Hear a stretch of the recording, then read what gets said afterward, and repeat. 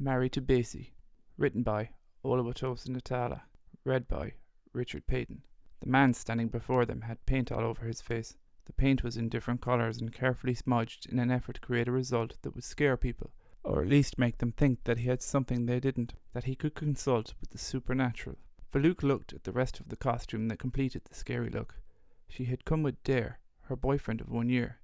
He was about to propose, but he wanted some sort of assurance that she would never leave him, and so they had travelled from Ibadan to a very deserted area on the Lagos-Ibadan expressway. She had been surprised and mildly scared when Dare had turned off the main road into this bushy area.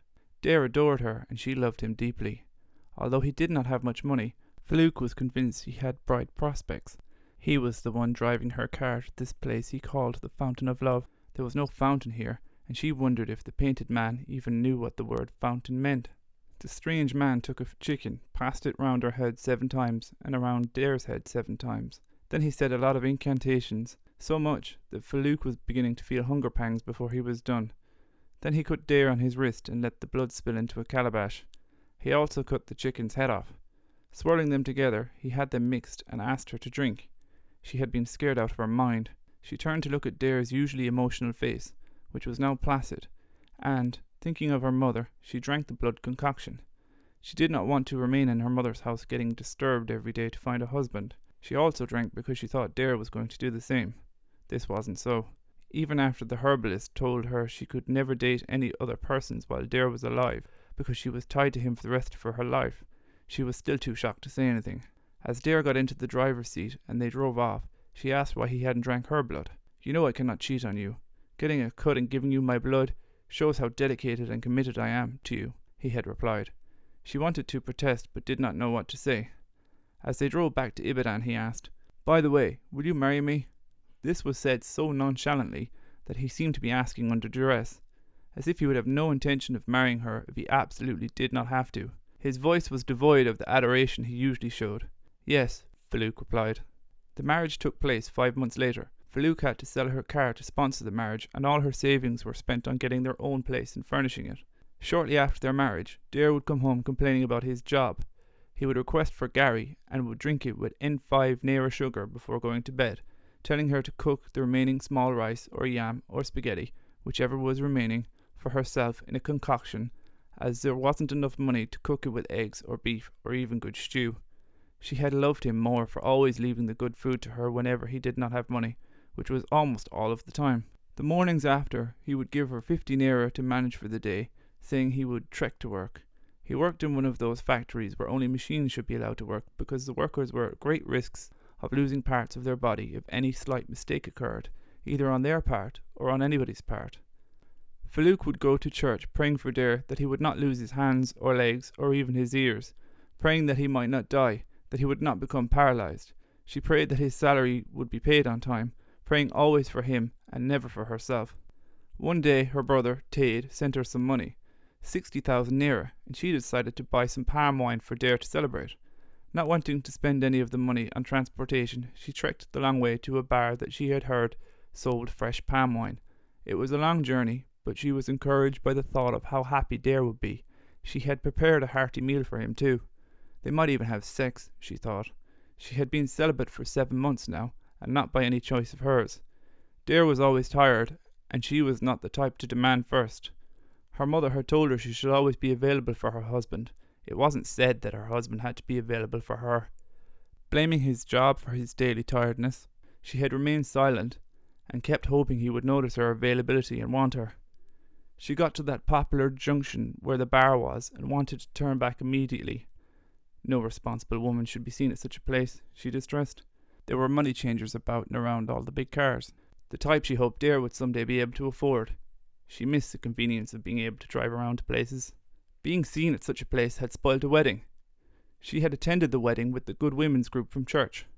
A cousin of the husband, who had not previously been introduced to the wife, said he had seen her thrice before, all times at a bar, and because ladies who were seen in such places at night were automatically considered one of the money changers, the wedding had been called off, right there in the church. Faluk hurried to a guy making suya to ask where she could get some palm wine, when she noticed a gleaming head. She turned to look at the man whose balding head so resembled her husband's, when she recognized the man as Dare. He was sharing a bowl of pounded jam with a tiny girl and had one hand lodged under her gown. Farouk moved into the shadows and watched as they finished the bowl, and then Dare ordered 2 bowls of pepper soup and 3 bottles of star beer. They drank one each and shared the third like an affectionate couple. It felt surreal, like she was watching a movie. This was the same Dare who would come home saying hunger was about to kill him, or telling her that he had almost fainted on a piece of equipment at work due to hunger pangs. Dare and the money changer finished their meal and stood clinging to each other like parasites whose very existence depended on one another. He flagged down a kike marwe and the girl climbed into it awkwardly in her 2 high heels. Of all the men with jeeps who could at least have taken her in a taxi, if not in a jeep, she had to choose Dare, who took her off in a tricycle. Farouk wondered disdainfully.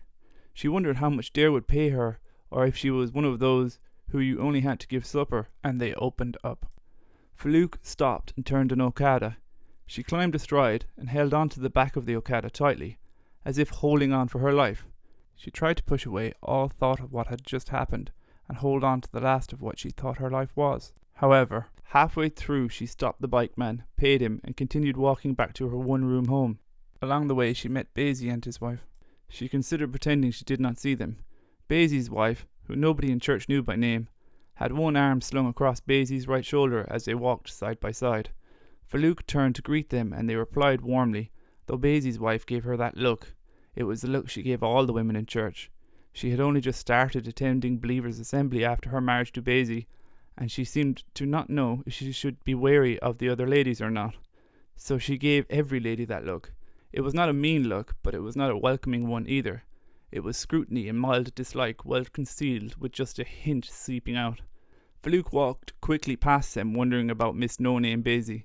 Why did no one know her name? Why did no one ask Bassey what her name was? Maybe they did, and Bassey doesn't know either, she thought, patronizingly. Why did she continue to attend Bassey's church if she thought all the ladies were a threat to her?